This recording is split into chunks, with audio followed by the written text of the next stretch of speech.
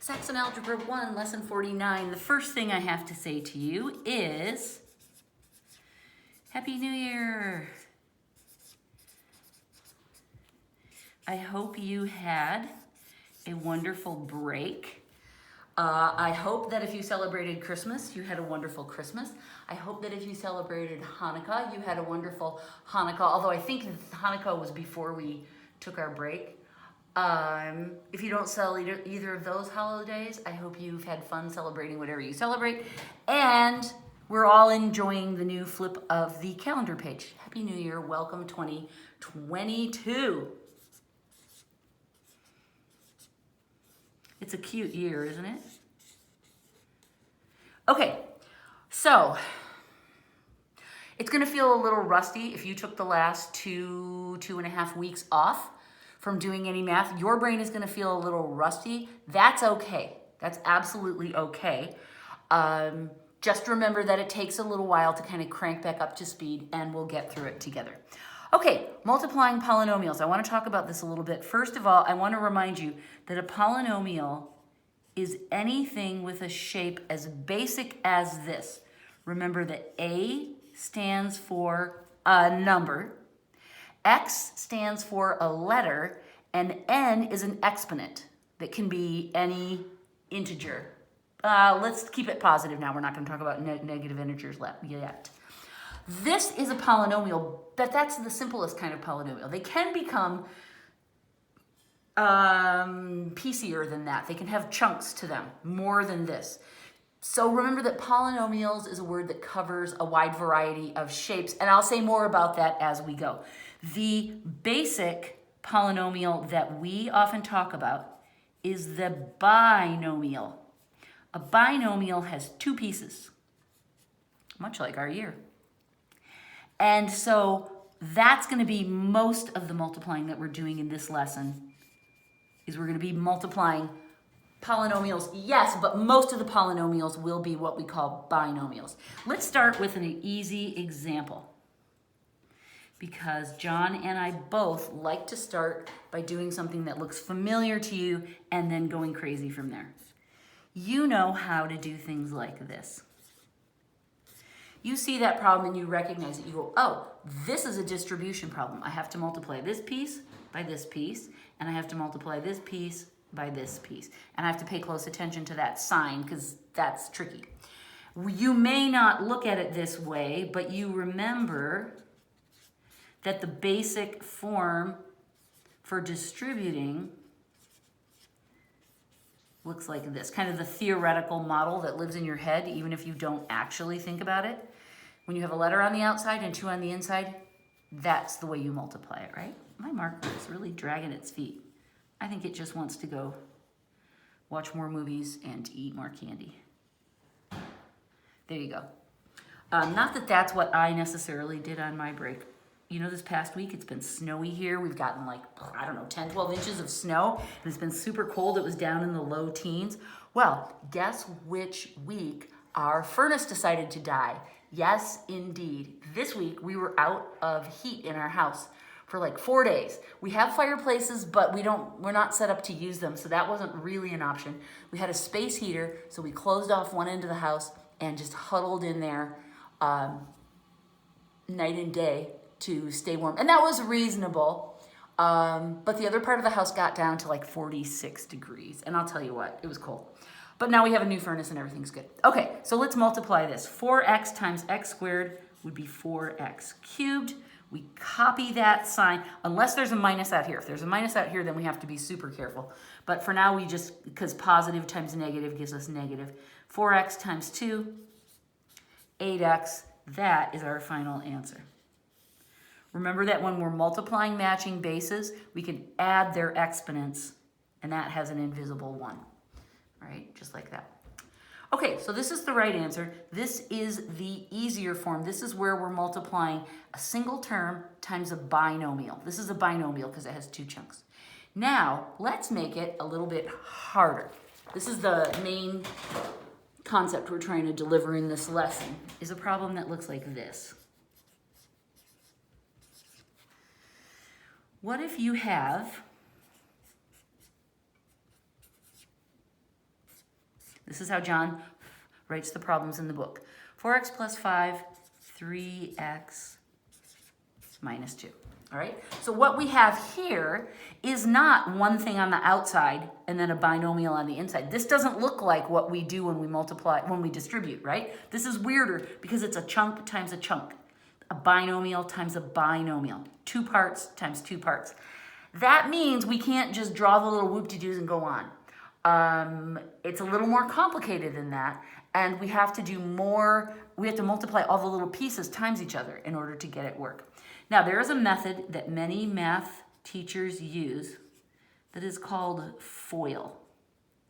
And this word is an acronym that reminds you to multiply the first 2 pairs, the outside 2, so the first 2 pairs, the outside 2 pairs, the inside 2 pairs, and the last 2 pairs. I don't like FOIL.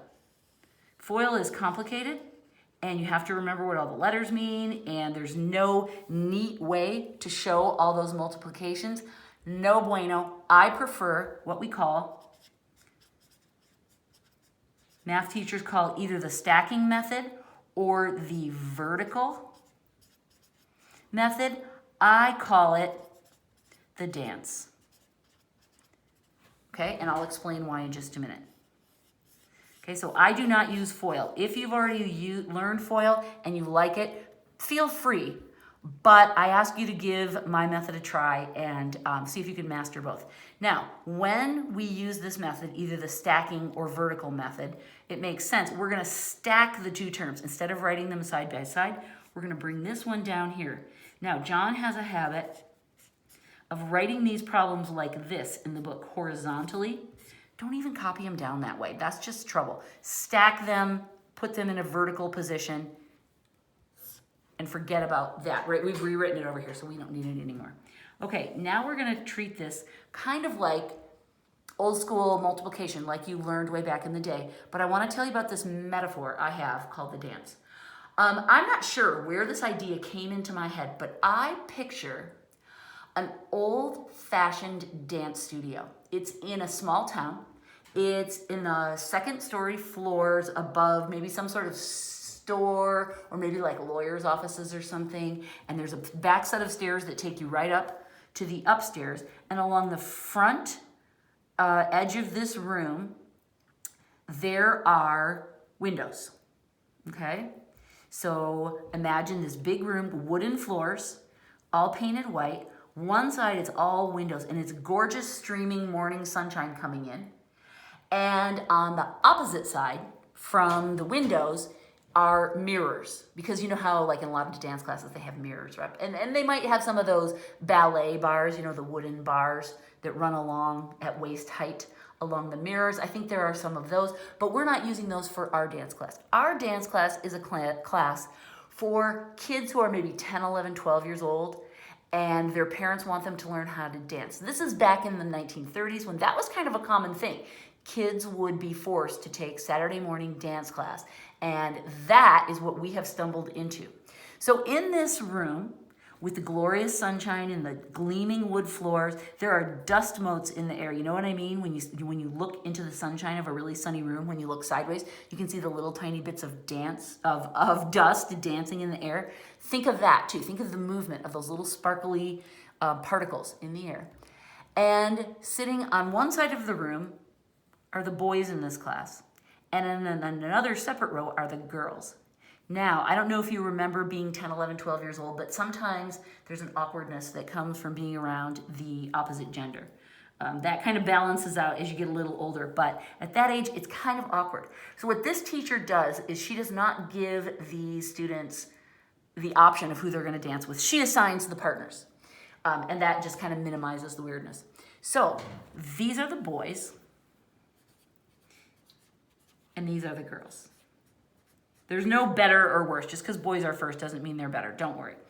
What happens is the teacher instructs the first girl to get up and dance with the boy on the left. Okay? Dancing means multiplying. All right? So 3x times 4x gives us 12x squared. All right.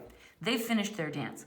Now, this girl has to dance with the second boy. I guess on this particular day, there's only 2 girls and 2 boys in class. We'll change that metaphor for the last problem.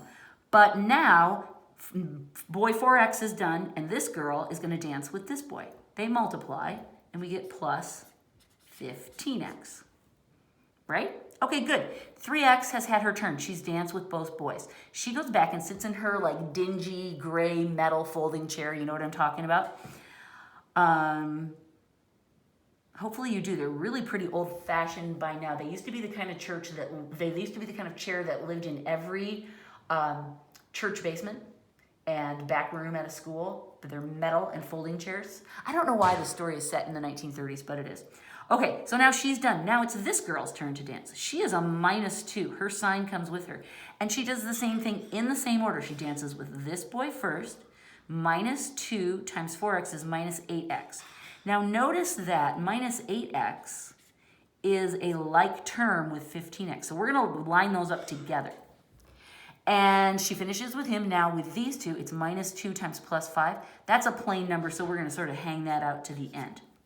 One of the lovely features of this method, as opposed to FOIL, is that our answers are organized really beautifully for us. And in the end, just like with regular multiplication, we have to do some adding, right? So we add 12x squared plus 15 minus 8 would be plus 7x and then minus 10. That is our final answer. That is the product of those 2 binomials times each other. That's correct, by the way. I don't think I did that back here, did I? Oh, yeah, I did. Okay, so that is how we do the stacking or vertical method of multiplying polynomials, in this case, 2 binomials, because each of these had 2 pieces, and it works in lots of different situations. So we're going to do a few more. Well, let's see, there's a total of 6, so we have to do 4 more of these. But that's okay, it gives us good opportunities to practice. And this is one of those processes. We're gonna use this in a ton of different problems, so we'll get really good at it. Now, John gives us the problem in this format. I'm not gonna copy it that way anymore, and I recommend that you don't either. We're automatically gonna write the first binomial and then take the second one and just write it directly underneath. So, 4x plus 2x minus 5. Our terms, John's usually pretty good about this, but pay attention. We always want to write these in descending order, right? From the term with the most letters and the highest exponents, and then put them in order going down to the plain number. That just makes everything neater when we're done. All right, let's multiply. These are the boys, these are the girls. We start always on the left, which is a little backwards. When you learn to multiply bigger numbers, we always used to start on the right, yeah? Well, we're mixing it up, so now we start on the left, whatever. All right, this girl and this boy, 4x squared. He sits down, she keeps dancing, this boy, plus 2x. Okay, she's got both boys, she's done, she sits down, this girl's turn. Now notice she's a package deal. She has a minus sign that comes with her. So we just want to be super careful we pay attention to that. Minus 5 times 4x is minus 20x. That's like terms with that one. And then look, we have the same product in this last position. It's minus 10. So once again, everyone's multiplied and we're ready to add. I don't normally do this, but I'm putting this here to remind you that we're adding at this stage. First we multiply, that's the dance, then we add together the pieces. 4x squared plus 2 minus 20, that's minus 18x minus 10. Guess what? We got it right. All right. Let's try the fourth one. I know you're having so much fun, right? You're just thinking about that dance studio and those kids. They have like scuffy brown shoes on, which was normal for kids in that era. If you had American Girl dolls, I know, it's an outside chance, but if you had American Girl dolls, oh, what's this one? Kit, right? Kit was the one with the turquoise. Kit is the kind of girl I'm totally imagining in this scenario. Okay, let's try another one. Oh, it's 4x, sorry.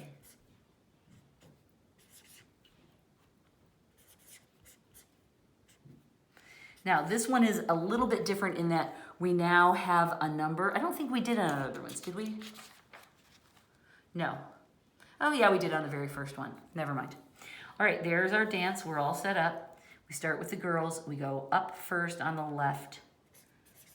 12x squared plus 6x. You sit down, your turn, minus 20x. There's our like terms. And it always works out that way, you guys, unless these are weird, we're always going to get that nice pattern where we get the overlap in the middle. And then minus 10. Okay, our final answer here is 12x squared minus 14x minus 10.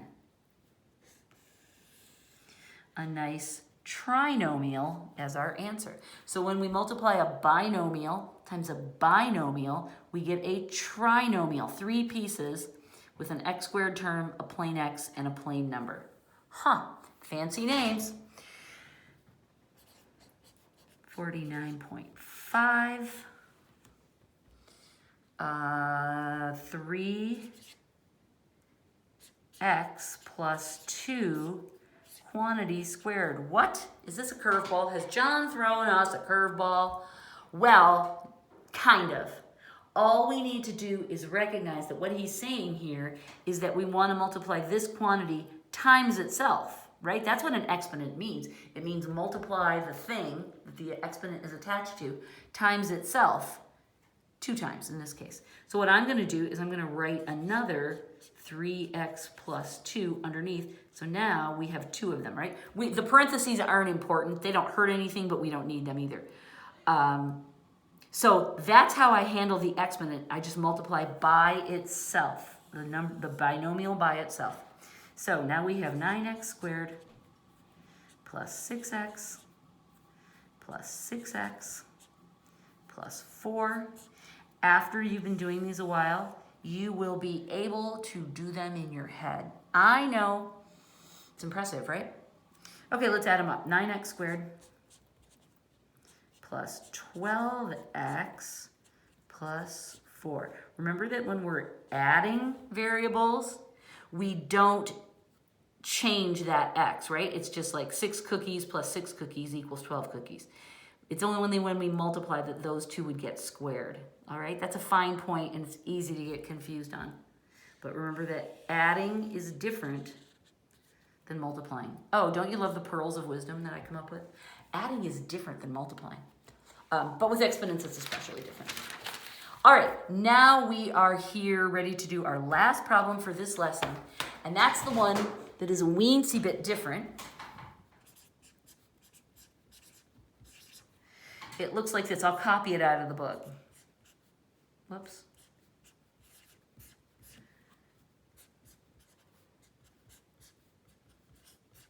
What is different about this problem than all the other ones we've been seeing? Oh, we've been doing binomial times binomial, but this is what we call a trinomial. Just means it has 3 pieces. Right? When you hear the word polynomial, it doesn't tell you how many pieces it has. It could have 1, it could have a bunch. Trinomial tells you for sure it's got 3 pieces. Binomial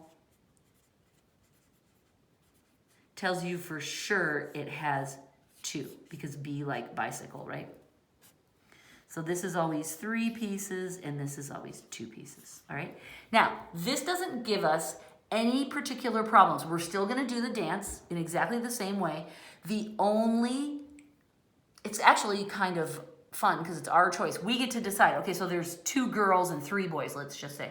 Well, we get to decide, do you want to put the 3 on the top and the 2 on the bottom, or do you want to do it the other way around? Do you want to put the 2 on top and the 3 on the bottom? Spoilers, you can't go wrong. You'll get it right either way. I generally put the bigger one on top because we're used to doing multiplication that way, right? When you have a big, messy multiplication problem, it's not unusual to we usually put the big numbers on top. the longer numbers, I guess I should say. And so I would do it that way too. But like I say, there's no wrong way to do this. It works out either way. But I'm going to make this the boys and then this the girls. 4x minus 2. Now, they don't line up. That's okay. We're not concerned. We justify them on the left just because everything about multiplying polynomials orients to the left, right? We aren't orienting over here. We're paying our attention over here first. So just squish it down this way. And now we do our thing, same as always.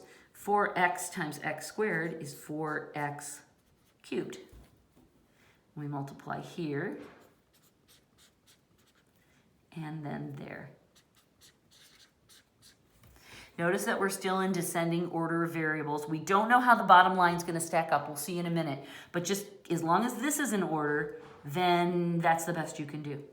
All right, I'm going to draw a circle around her again because she comes with a minus. She's special, so we'll make sure that she gets to make sure her minus sign tracks along with her. Minus 2 times x squared. Okay, that's an x squared. It's going to line up with this.